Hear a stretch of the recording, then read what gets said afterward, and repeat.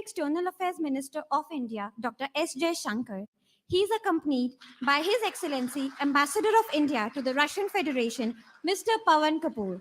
Kindly give them a very warm welcome.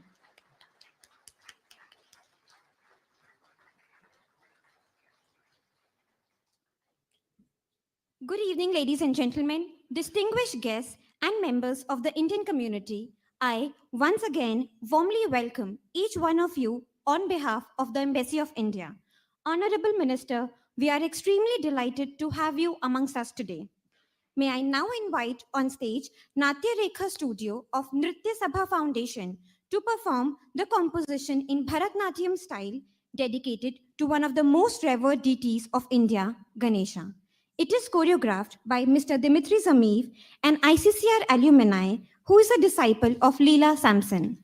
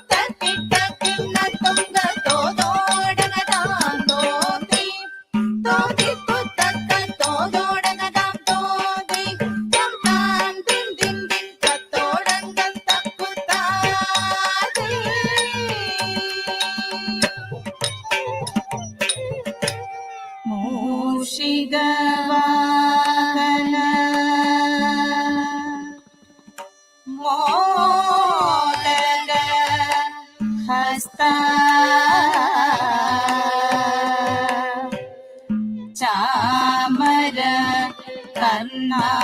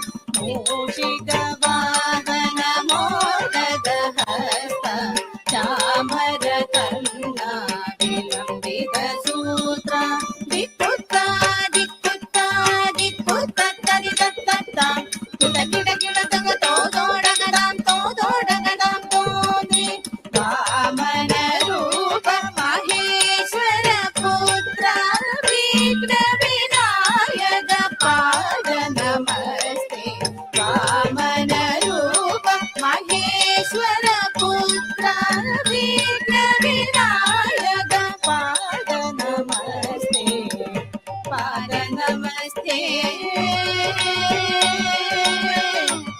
पाद नमस्ते नमस्ते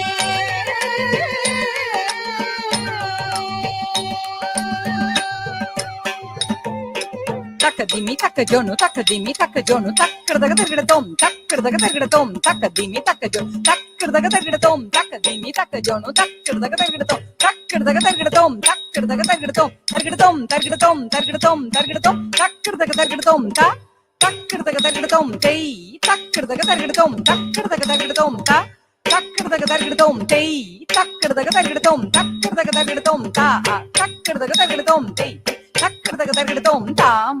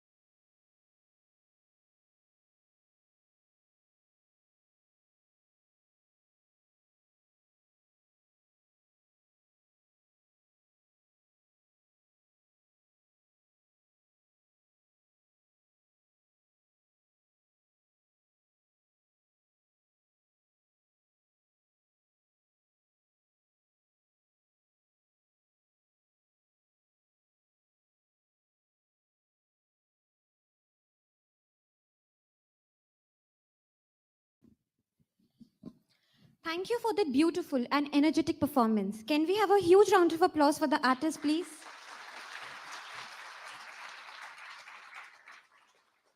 Honorable Minister, we are extremely grateful to have you amongst us today. It is my privilege to invite His Excellency Mr. Pavan Kapoor to welcome the Honorable Minister to this community gathering. Kindly, sir, please come on the stage.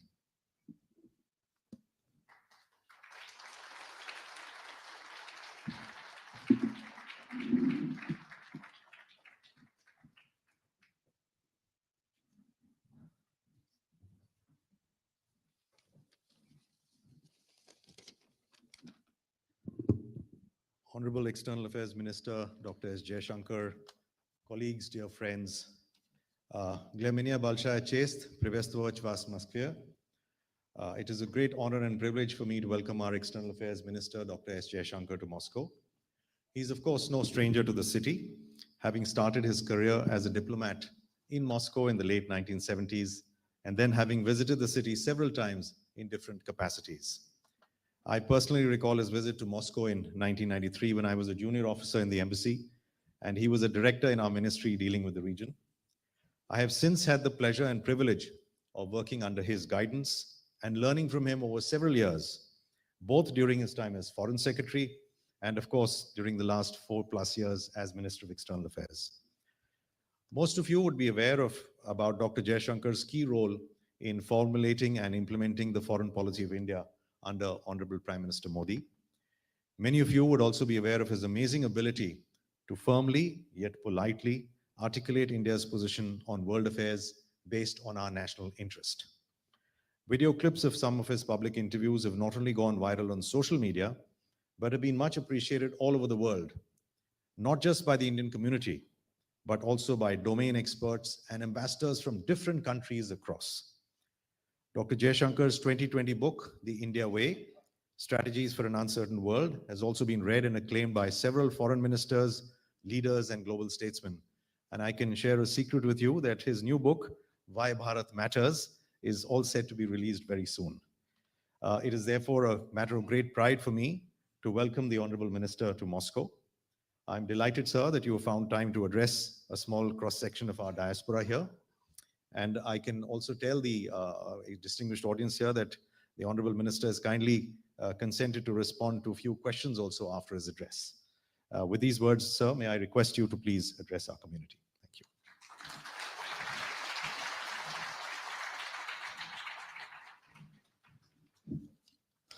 Thank you. Ambassador Pawan Kapoor, dear friends, Namaskar, Dobre Večer, good evening. It's very good to see you all, and it's very good to be back in Moscow.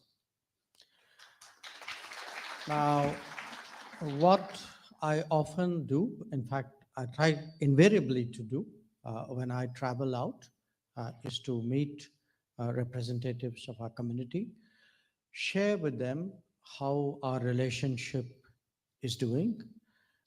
Sometimes also, what is it which has brought me to that country? And if you'll permit me, I would like to do the same today. When we think about the relationship with India and Russia, it is in many ways actually an exceptional relationship. Exceptional not just for the two countries, but actually I would say, in world politics. And why is that? If one looks at the last 60, 70, 80 years of politics, among the major countries of the world, they have had their relationships, but almost all these relationships have their ups and downs. So if you look at Russia and China, Russia and USA, Russia and Europe, India and China, India and USA, you will actually see over a period of time, there are good periods, there are sometimes not so good periods, there are difficulties, there are stresses, and there are very, very also good memories and great achievements. To me, what is actually exceptional about India-Russia relations is from the early 50s,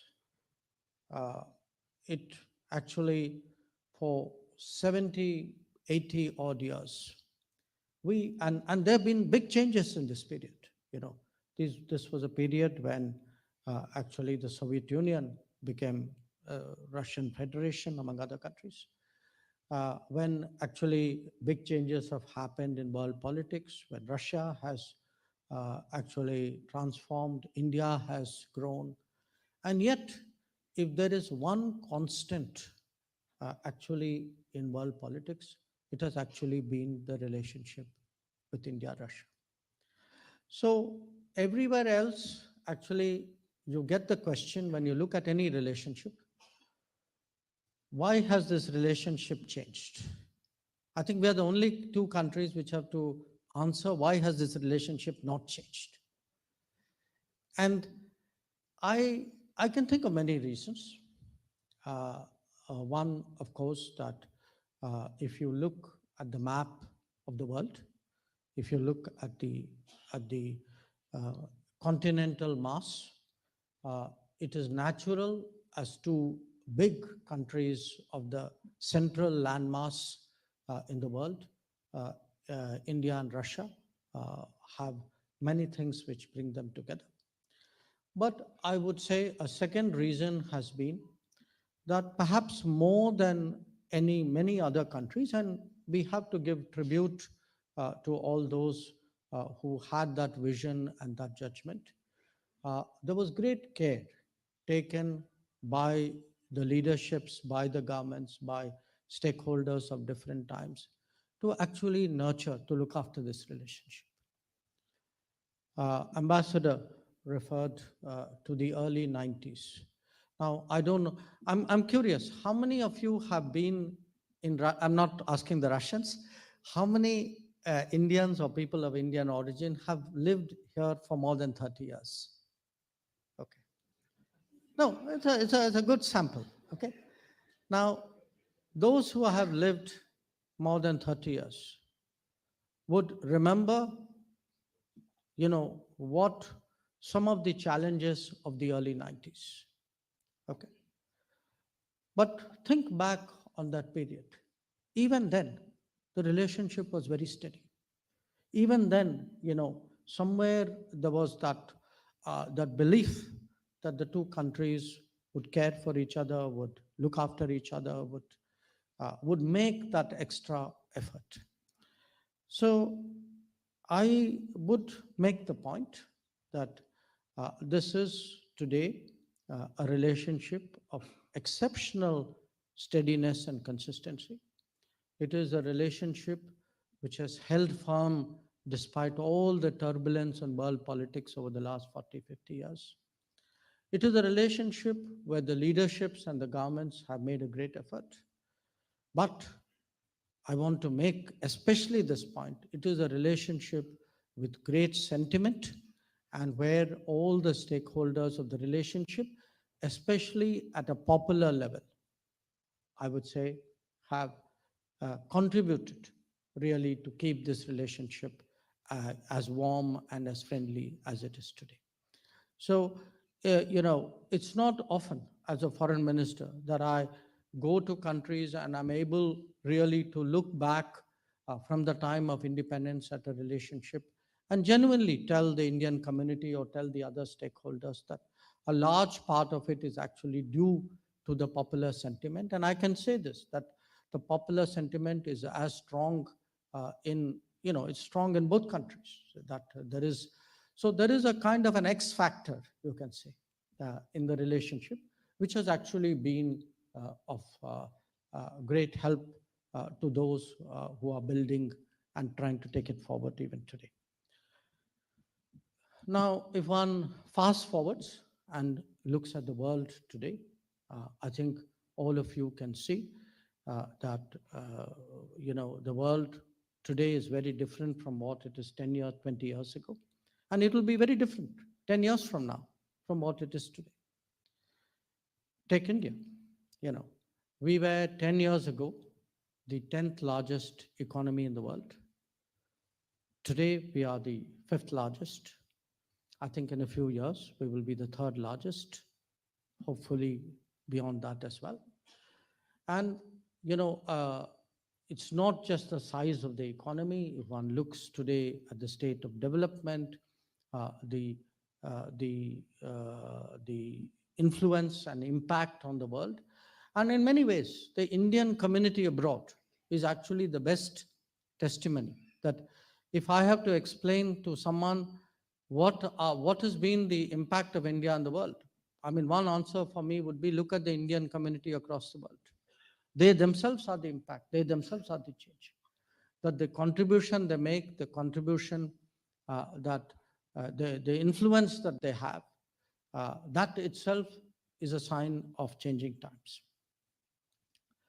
So the official name of our relationship is Special and Privileged Strategic Partnership. So believe me, every word means something. That these are not lightly chosen words, that they have a message. That is a message which captures the history of the last 78 years, and it certainly reflects the sentiments and the hopes for the next many, many decades to come. Now, having said that, let me today talk about some recent developments in our ties. I think many of you either directly or indirectly are associated with the world of trade, of business, of investment. And you would have seen that there's been actually a very, very big expansion in our economic cooperation. 2 years ago, our trade with Russia was about $12 to $14 billion. Last year, it was $50 billion. This year, I would predict it will be even higher. Now, this is very good news, but it's also a challenge. It is a challenge because while the economic relationship has grown overall, we would like to see India's exports to Russia also grow, maybe not exactly equal, but at least in very large measure. And much of that responsibility is on all of you. That we as a government can give policy guidance, we can give encouragement, we can help with sorting out problems. But at the end of the day, business has to be done by business. And there are today possibilities for Indian exports to grow and overall India-Russia economic cooperation to grow. Now, why do I particularly say this to the community? Because from what I can see, and today I spent a large part of my morning with Deputy Prime Minister Denis Mantoro, I feel today that the many people in Russia are not as familiar with what has changed in India. That if you look at who are the new players in India, what are the new businesses in India, where is it we can find a right fit? It could be, in pharma, it could be in agriculture, it could be in something digital, in IT. Somewhere there are still gaps in, I would say, updating knowledge and understanding about India. So I would today actually, as Foreign Minister, make a request to the community that if you can actually make that extra effort, all of you live, amongst Russians, amidst Russians, you have friends, you have relationships, you have a great deal of trust from people with whom you work. I would like you today to use all that to grow what is a common goal, a common good of these two countries. That if, I have no doubt in my mind that 50 billion, within a matter of a few years can become 100 billion if we all put our minds to it. If we can, and a lot of what India offers to the world today, if you look at where India is competitive today in the world, we are big exporters. We are regarded as a pharmacy of the world. You saw how we stepped forward, especially during the COVID, not just in vaccines, but in other medicines as well. If one looks at food products, at marine products, if you look even at agricultural trade, you look at auto parts, you look at engineering goods, there is a world out there. It is just that much of Russian business has not discovered it or not familiar with the changes, what is the new industry which has emerged in the last 20 years. So that would be my first message to you.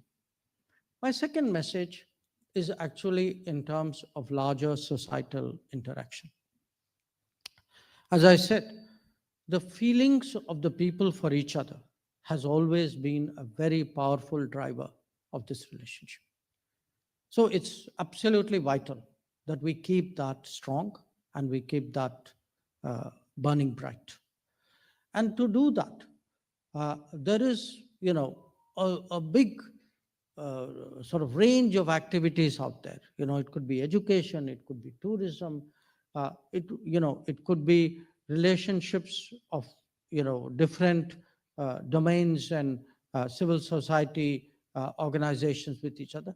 But how do we not just do more business with each other, but how do we, beyond business, actually interact with each other? And I would say, for me, particularly tourism, encouraging more cultural exchange. What we saw our young friends doing just now. Culture has always been a very strong element in the tradition. It's a very traditional element. I mean, some of the finest Indologists in the world were actually from Russia. That if one look, whether you look at arts, you look at performing arts, you look at fine arts, you look at knowledge about India, there was a great tradition out there. We must keep that tradition going. We must find ways of making it contemporary. We must find ways of interesting young Russians today in India. And to me, the best way of interesting anybody is to first get them to visit. So when Prime Minister Modi travels out, he has one request which he always makes of the community, on his behalf, I make that request to you. Please ask 5 friends of yours, not just ask, please make sure 5 friends of yours visit India. If each one of you in a community abroad can actually get 5 friends to India, believe me, you are making actually a very important contribution, because those 5 friends will certainly, in their own turn, get others close to them to also do the same.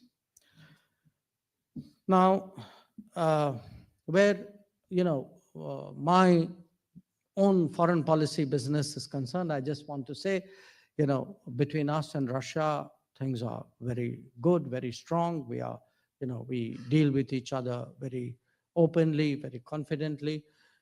We are members of many organizations. BRICS is the most notable. Russia will have the presidency in the coming year. We are very committed to supporting their successful presidency. We ourselves have just completed the G20 presidency, which many of you know, and we got very strong cooperation from Russia to ensure that our chairship was very successful. So I can say broadly on the diplomatic side, I'm meeting Foreign Minister Lavrov tomorrow. So, but these are meetings I look forward to, because mostly these are very positive meetings where we talk about how we do more things together, and I'm sure that's exactly what will happen tomorrow as well. Russia is also, of course, a very special partner in a few areas. I think defense is particularly notable. I think all of you know that. Nuclear is another. Today, in the presence, in my presence and that of Deputy Prime Minister Manturo, we signed some very important agreements pertaining to the future units of the Kudankulam project, nuclear project. Space is again an area where we have a long history of working. And, typically defense, nuclear, and space, these are collaborations you only do with countries with whom you really have a high degree of trust. So it's not just that we do this cooperation, but that cooperation itself is reflective of the quality of the relationship.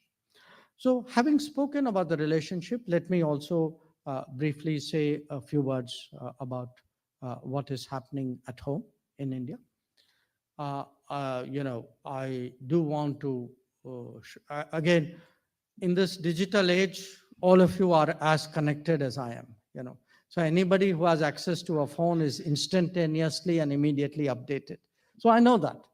But as someone coming from India and someone working in the upper levels of the government, I do want to share with you today that the belief, really the mood in India, the feeling in India today is very optimistic. It is very strong.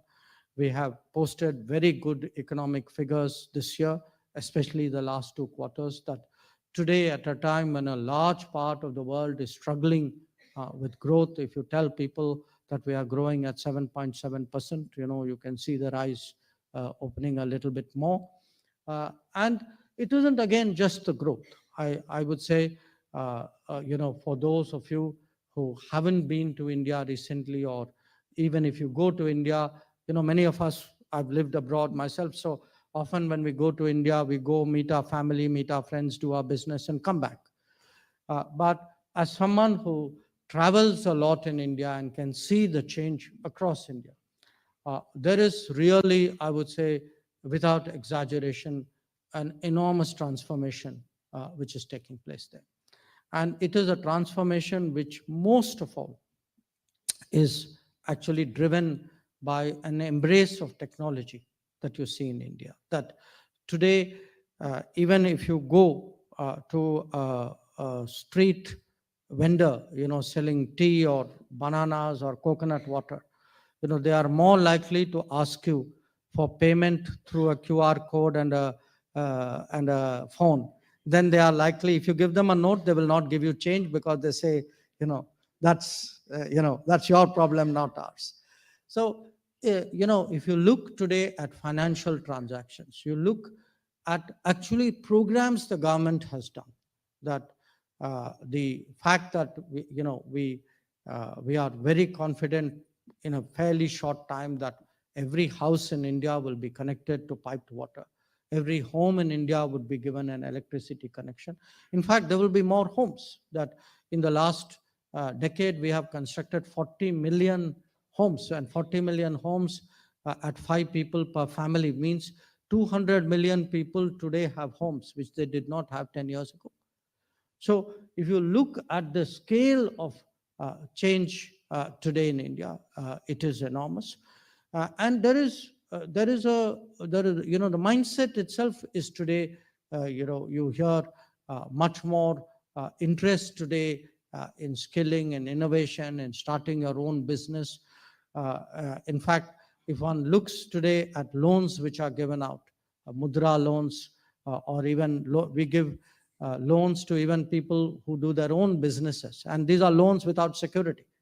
And we see, the 80-90% of the people who get these loans return it on time. So it's a very different India today that we are looking at.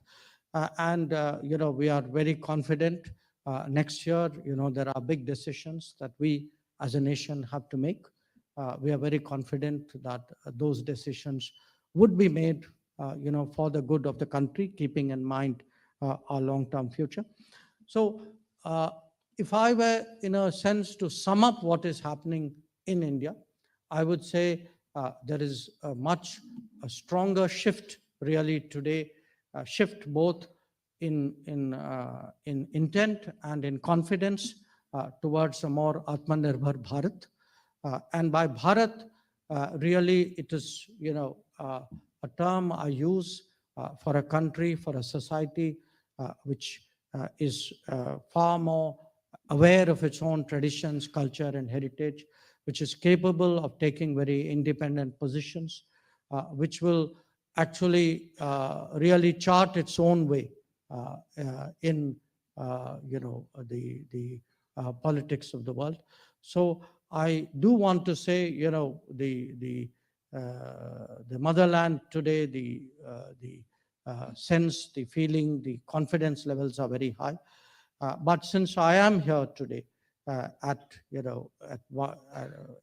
one of our really key partner countries, and one where, as I explained to you, the relationship has been extraordinarily important and extraordinarily consistent over many decades, I conclude with the hope that, with the expectation really, that the Indian community in every possible way would support the efforts of the embassy in building a stronger relationship.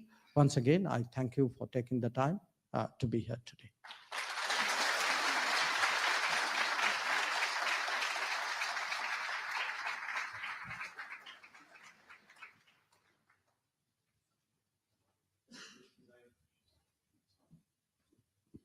As I mentioned, the Honorable Minister has very kindly agreed to take a few questions. So if there are some of you who would like to raise some things, sure, please. Come. Somebody give her a mic. Is this Kumar? Okay. We'll start with Manish. Good evening, everybody. My name is Manish Kumar. I am in the category of who is living here more than 30 years, sir. Also, I'm a vice chairman of Moscow Chamber of Commerce. Why I'm telling, because some of the Russian perspective I will put in. As His Excellency already explained, and we all know that you have started your career when it was the Soviet Union, and you know much better this part of the world. We have seen your growth as a diplomat, as a seasoned diplomat, and the whole world and the many, as His Excellency told, that they all praise you like a, and we all countrymen are really proud of you, because India's foreign policy is a good hand. And if I request everybody to give you the standing ovation. Thank you very much. Thank you very much. I really appreciate your answer. Now coming to my question, sir, because you have already explained so much about the, the relation of India, Russia, and all the perspective. If we ask you, because we live in this part of the world from many, many years, our families, our kids are here.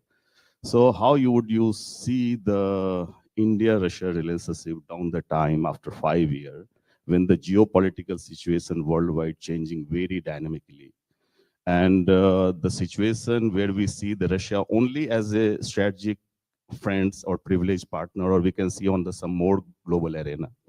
And immediately I'll use my this chance to put the second question, which concern to all our Indians here. Active discussion is going on in India for the dual citizenship. And regarding this, we would like to ask that now we are in a country which is hardly sanctioned. And if we Indians living here can have the two citizenship, it is so good for us because we don't lose the identity of as a, because we want to be a proud Indian. We can do the business all over the world. Similarly, we can have the Russian. Thank you very much, sir. We'll take another couple of questions and then, the minister will respond. Please, this lady here wanted to ask something, please. Here. Sudha. Good evening. Sudha, this lady here first, please. She's wanting, here. Come, please. Namaskaram, sir. I'm Sujata Rajgopal, a chartered accountant. Not about 30 years, but 20 odd years, 26 years. So, of course, I'd like to express my gratitude to you and our Honorable PM for making us proud. And especially as NRIs, where we know that the government is for us and will stand up for us. That's a great feeling of strength and support. So thank you for that. Now, my question is, being a chartered accountant, we're talking of expanding trade between Russia and India. And the bottlenecks we know are payment systems. So is there something that you are strategizing to ease that?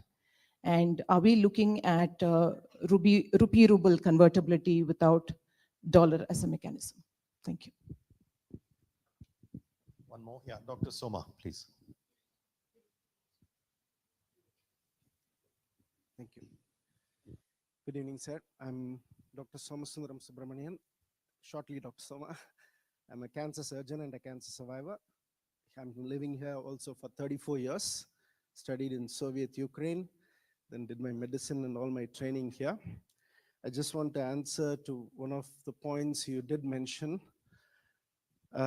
especially in the last more than 10 years. Every year, I'm bringing to India anything between 5 to 25 medical students, doctors, scientists on a regular basis. At any given time, one of the NGOs started by me supports, somebody is there in India even now. And so that is normal, and I'm doing my best for that. But I'll first bring the very first question I always ask, which is not a medical question. Honorable Ambassador knows that. From the point of view as government, what I want from India is to start direct flights between 10 big Indian cities to 10 big Russian cities. That is my question number one. It has to be changed. Without that, we cannot, most of those efforts which 5 of you great leaders have done, who are the superstars for me in the political arena in the world. Number 1 is President Putin. Number 2, Prime Minister Modi. Number 3, yourself. Number 4, Mr. Lavrov. And number 5, but he was the foremost, Evgeny Primakov, the senior, whom I knew personally. You people have changed the world a lot. But what all you did mention now, it will have 100 times more sense if we have this direct connectivity. 2 more points. One you did slightly touch today.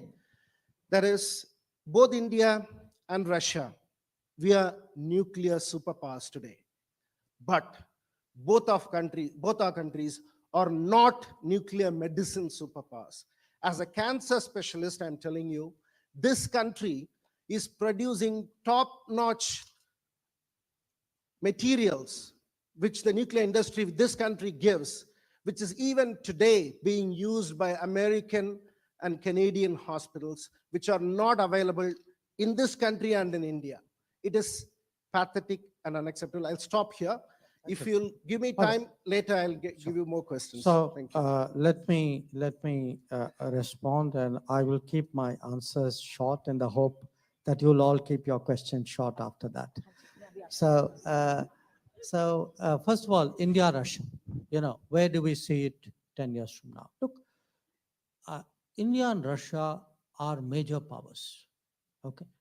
Uh, w- what what differentiates major powers from others is, even if there are ups and downs in their fortunes, they have that kind of spirit and that resilience and that capability to go through the tough times, so that they keep going through till they again, are able to, in a sense, fully express their capabilities.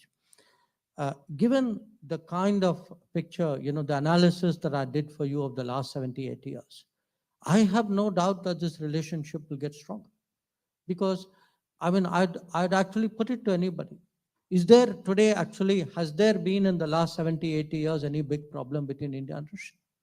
We may not always agree, but we have taken great care not to cause a problem for the other country.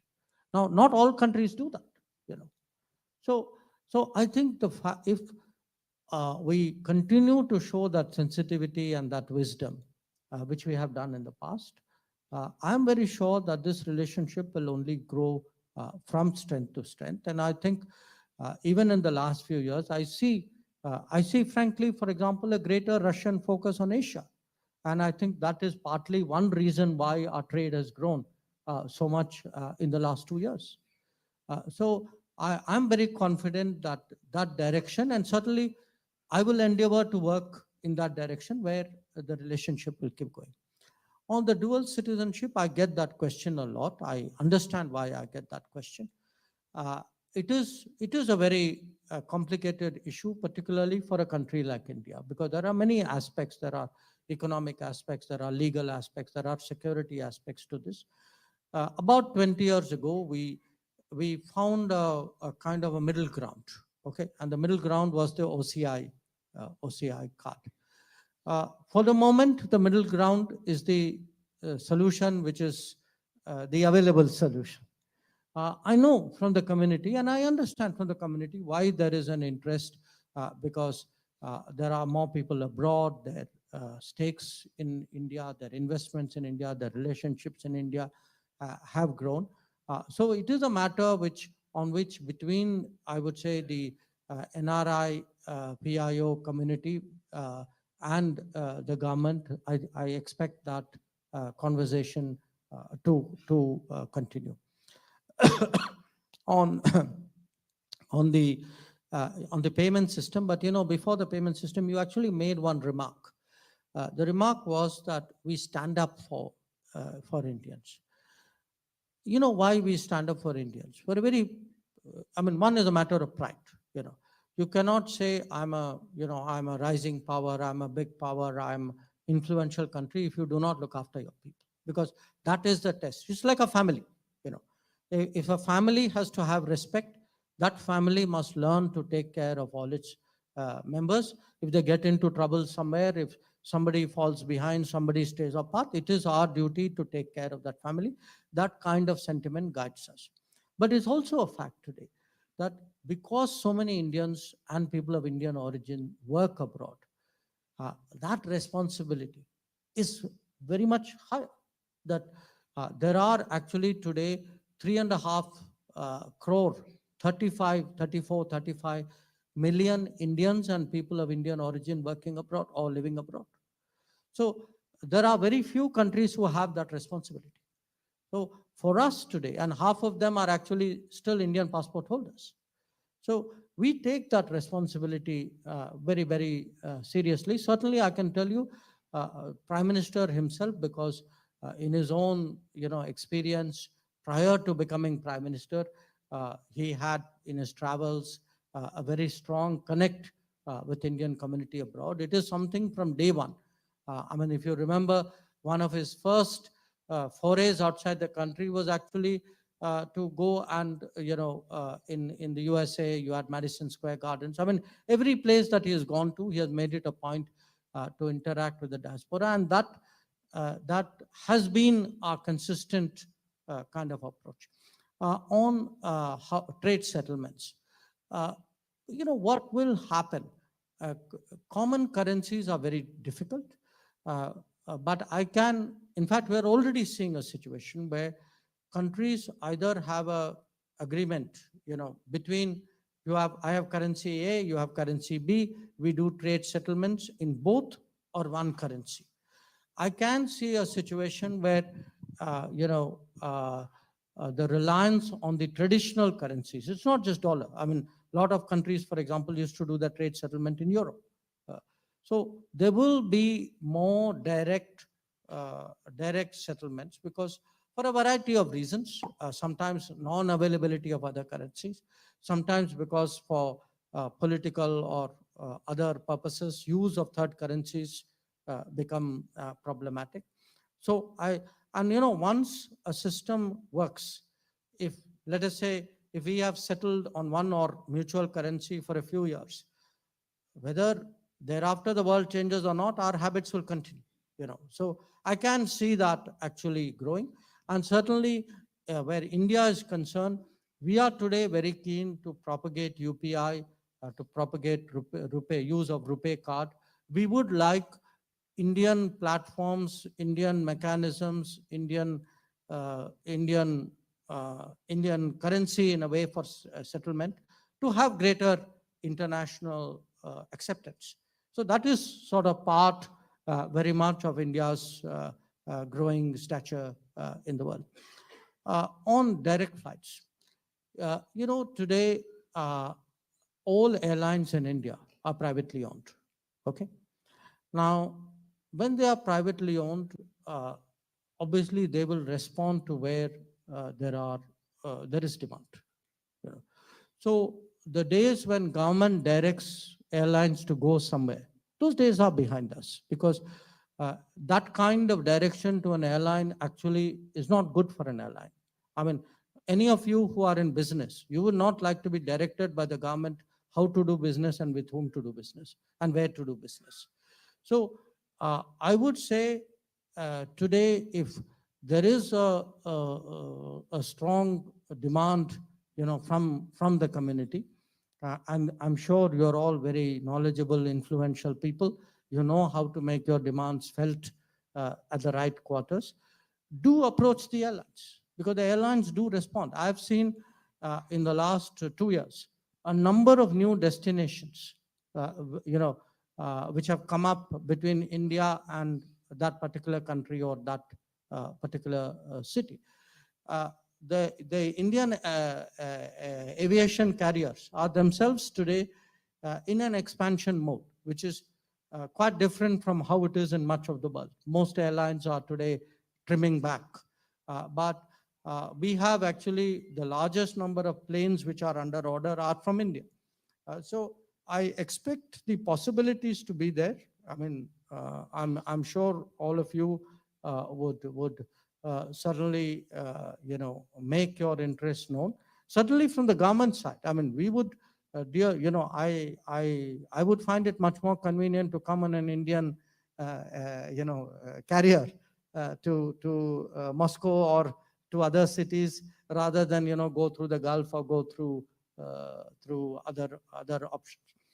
On nuclear medicine, I note your point.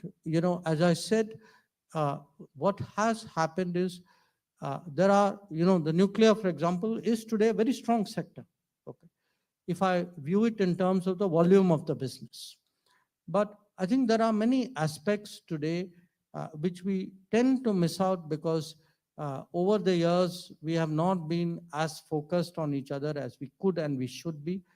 I certainly hope, I mean, given your interest and your record, I think this is an area you yourself can make a difference, and I very much hope you will do so. One more. Okay, Anjani, you can have the one question. That's it. And then Good evening, sir.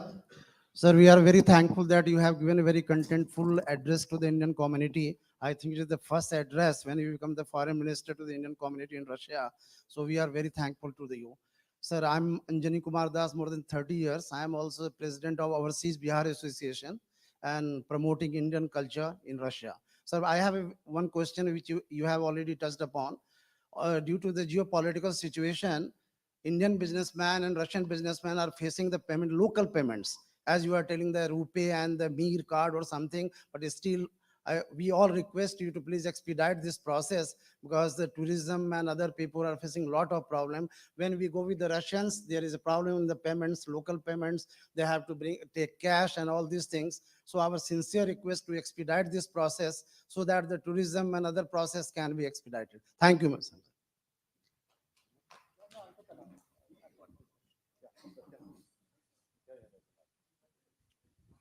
Good evening, sir. I'm Satya Punia into business of pharmaceuticals.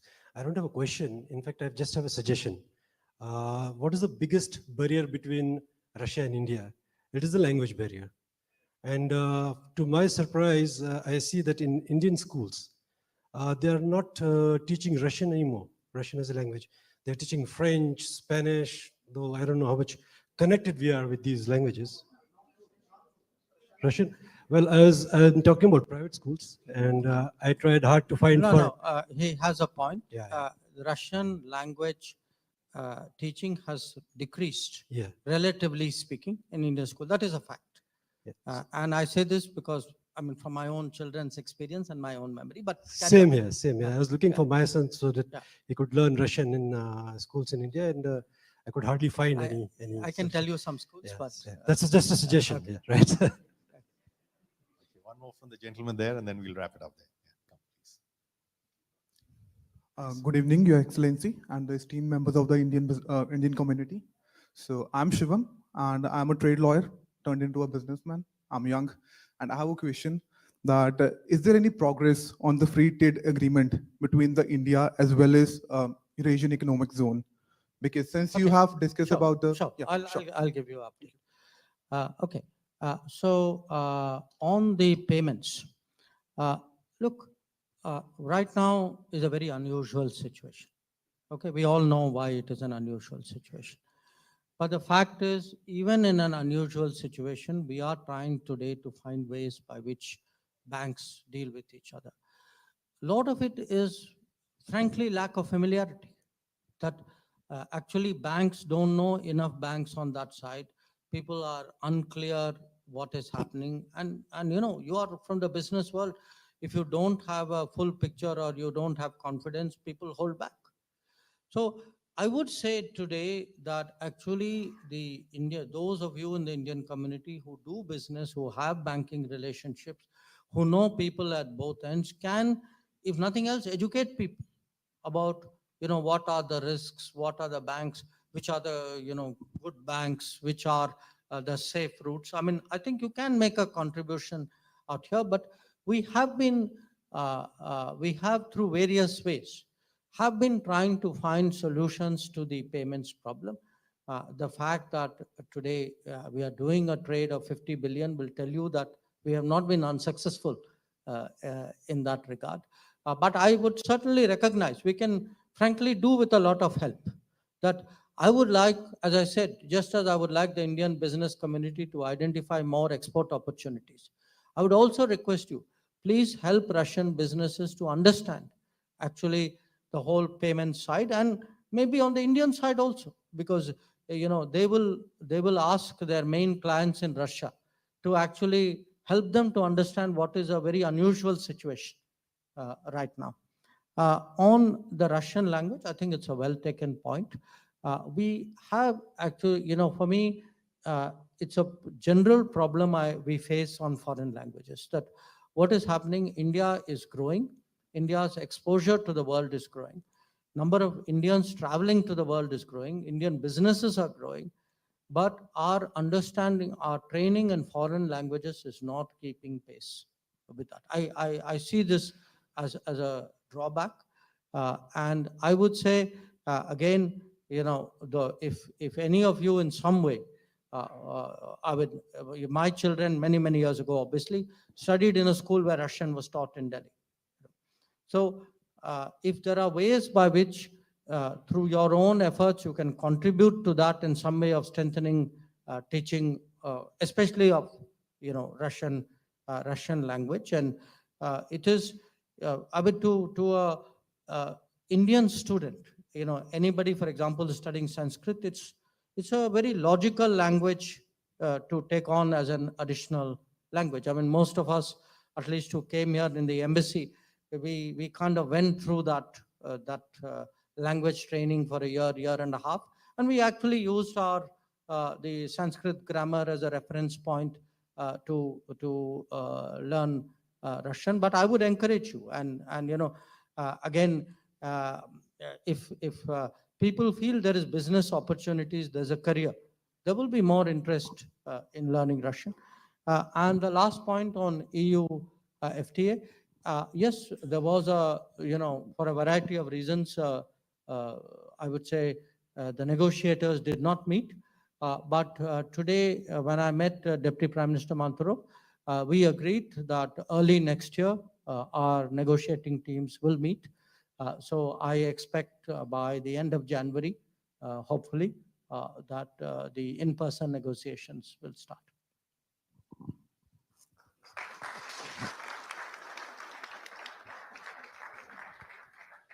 Thank you for your address, Honorable Minister. May I kindly now request you and the ambassador to join our community members for photos.